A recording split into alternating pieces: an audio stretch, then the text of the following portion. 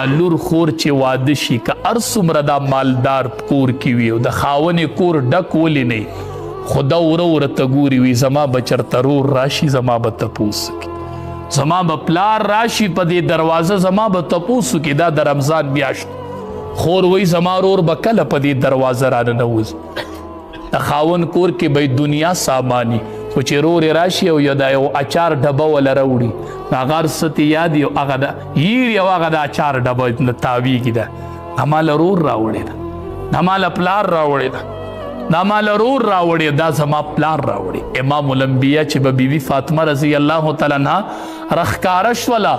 پا بسید مرحبا مرحبا ای لوري په خیر آلی ای لوري په خیر آلی ای لوري په خیر آلی مونږ د دې غور کړی دی د دې تورسر غور مونږ کړی دی د دې تپوسم د روجه کې کړی دی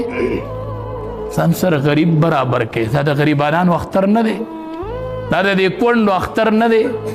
دا صرف د هغې ښځو اختر دی چې خاوندانې دي چې دا خاوندانې نشته د هغې اختر نشته هغه کونډه د اختر په شپه وی خدایا چې اختر دې راوستو نو ما نه دې خاون ولې اغستو چې تا اختر راوست ما نه دې ولې خاون اغست دا ستا په ګاونډ کې دا کونډه ټوله شپه الله ته وجاړي او تا سار ځان له درې جوړې کړي او د اختر مانځه نه راشي د اختر مونډې ته وایي دا اوښ کې به څوک وچي د دې جړه احساس به د چا سره خدایا د عمر فاروق رضی الله تعالی عنه یو مثل راکې خدایا چې خلک ونه جاړي دا اوښ کې چا ته توی کې اسره شته د چا چرته لاړ شو چا ته فریاد وکړو دا عمر فاروق رضی الله تعالی عنه و چې راغی او د شپې ګرځېدو یو کور کې د ماشومانو د ښځې جړا واورېدله لاړ بیت المال ته سامان یې ولرو سامان یې حواله کو بیا داسې بار ناست ولا مې وی ما ورته وی چې زونه وی چې نه نزوله وی داسې اوتر ناست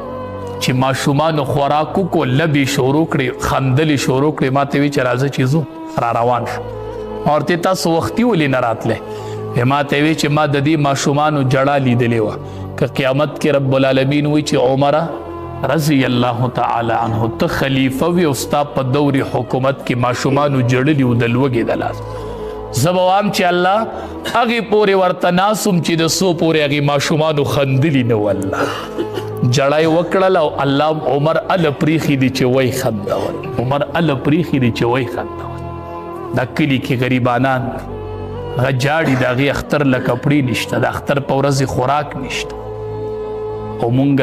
د مزو چرچو ځان له درې جوړې او څلور جوړې بچوله څوک چې د یتیم په سر داسې لاس کې دي روپۍ ولا لا نه ده ورکړې صرف لاس یې پکې خود خالص د الله د رضا دپاره چې څومره ویښته د دې د لاس لاندې رالل دومره نیکۍ ورله الله ولیکلې هغه ور به نه کوي یوازې به مونځونه کوي یوازې به تراویح کوي ستا چې دا خورلنې واده دي تا د دې تپوس کړی